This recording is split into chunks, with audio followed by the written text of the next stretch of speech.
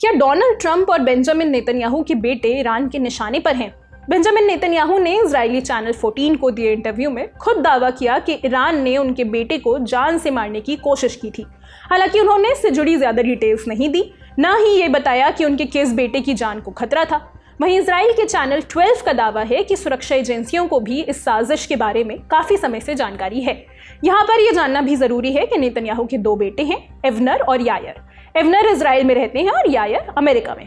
दूसरी तरफ रिपोर्ट्स हैं कि ईरान के सरकारी मीडिया में डोनाल्ड ट्रंप के सबसे छोटे बेटे बैरन ट्रंप की हत्या के लिए उकसाने वाले कंटेंट चलाए जा रहे हैं। CNN की एक रिपोर्ट के मुताबिक ईरान के सरकारी चैनल IRIB में इस तरह का एक वीडियो चलाया गया था। वीडियो के शुरू में लिखा था, बैरन ट्रंप की हत्या कहां करें। फिर उन जगहों को दिखाया गया जहां बैरन ट्रंप रहते हैं, जैसे न्यूयॉर्क का ट्रंप टावर। इसके बाद आखिर में कहा जाता है कि लोग हमारा $1 करोड़ का इनाम पाने के लिए बेसब्री से इंतजार कर रहे हैं। बता दें कि IRIB कट्टरपंथी समर्थित चैनल है। इसके प्रमुख को ईरान के सुप्रीम लीडर अपॉइंट करते हैं। दावा है कि ट्रंप के परिवार के अन्य सदस्यों को निशाना बनाने वाले वीडियो भी इसी चैनल में चलाए जाते हैं।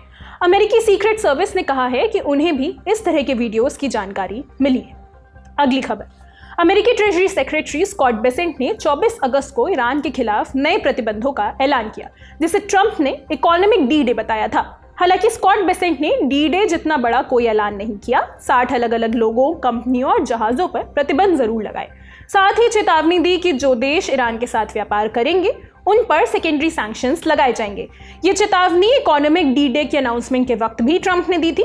कहा था कि जब सैंक्शंस अनाउंस होंगे तब इन देशों पर क्या एक्शन लिया जाएगा वो भी बताया जाएगा, लेकिन अभी फिलहाल ऐसी कोई घोषणा नहीं हुई है। इसकी धमकी ट्रंप पहले भी दे चुके हैं। स्कॉट बेसेंट ने ईरान के digital assets, technology, gold, aviation और शिपिंग सेक्टर को भी प्रतिबंधों के दायरे में लाने का ऐलान किया। कुल मिलाकर ट्रंप प्रशासन ने माहौल बनाया था कि ईरान के खिलाफ कड़े आर्थिक कदम उठाए जाएंगे, लेकिन उस लेवल का कोई भी एक्शन नहीं हुआ। कयास ये भी थे कि अमेरिका चीन के खिलाफ भी कुछ कदम उठा सकता है, क्योंकि ईरानी तेल का सबसे बड़ा खरीदार वही है। लेकिन स्कॉट बेसेंट ने इस पर भी कुछ नहीं कहा। जब उनसे पूछा गया कि क्या अमेरिका किसी चीनी बैंक के खिलाफ कार्रवाई कर सकता है, इस पर बेसेंट ने गोलमोल जवाब दिया। कहा कि कोई भी देश अमेरिकी प्रतिबंधों की पहुंच से बाहर नहीं है। दूसरी तरफ ईरान ने कहा कि वो अमेरिकी सैंक्शंस का कड़ा जवाब देने के लिए तैयार है।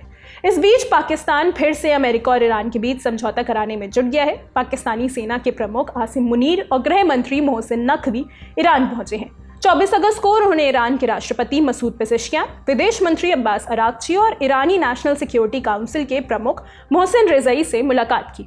पाकिस्तानी सेना ने बयान जारी कर बताया, ये मुलाकात अमेरिका और ईरान के बीच चल रहे तनाव को कम करने और क्षेत्र में शांति बहाल करने की कोशिशों का हिस्सा है। बातचीत में हालात को और बिगाड़ने से रोकने, हॉर्मुज़ स्ट्रेट को दोबारा खोलने और दोनों देशों के बीच विवाद को जल्द खत्म करने के तरीकों पर चर्चा हुई। न्यूज़ एजेंसी रॉयटर्स के मुताबिक मुनीर ने ईरान जाने से पहले डोनाल्ड ट्रंप से भी फोन पर बात की थी। ऐसे में सवाल ये भी है कि क्या मुनीर ट्रंप का कोई संदेश लेकर ईरान गए थे। फिलहाल इतना जरूर है कि पाकिस्तान फिर से अमेरिका और ईरान के बीच मध्यस्थता कराने की कोशिश कर रहा है। इसका कोई ठोस नतीजा निकलता है या नहीं, ये देखना होगा। अगली खबर, पाकिस्तान में बीते कुछ दिनों से अलग अलग तरह की हलचल देखी जा रही है। तुर्की के कई मिलिट्री एयरक्राफ्ट कई बार पाकिस्तान से आते जाते देखे गए।